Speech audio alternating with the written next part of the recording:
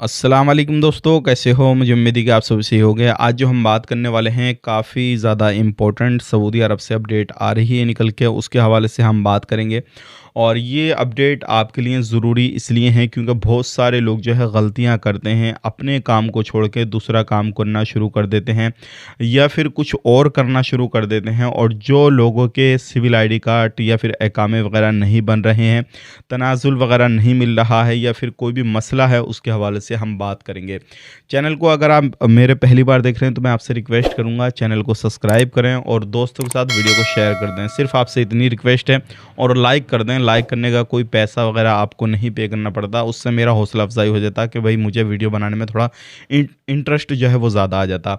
अब बात कर लेते हैं, सबसे पहली जो खबर आ रही है वो उन लोगों के लिए आ रही है जो लोग परेशान हैं अपने कफिल से या फिर कंपनी से। तो क्या वो अपने काम को चेंज कर सकते हैं या नहीं कर सकते हैं? तो मैं आपको बताना चाहूँगा, बिल्कुल आप चेंज कर सकते हैं।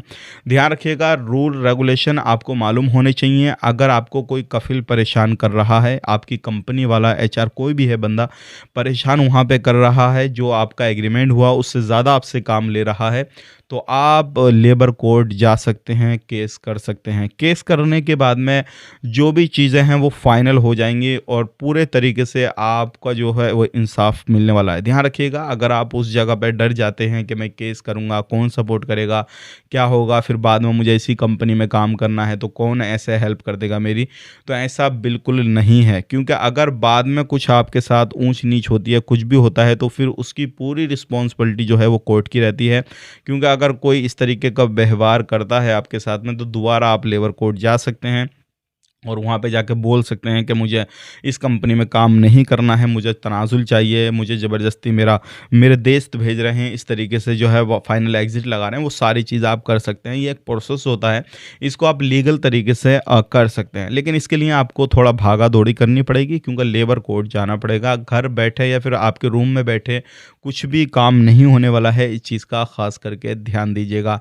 अब बात कर लेते हैं, जिन लोगों के सिविल आईडी कार्ड दूसरे काम के हैं और आप दूसरा काम कर रहे हैं, तो ये क्या सही है या नहीं है?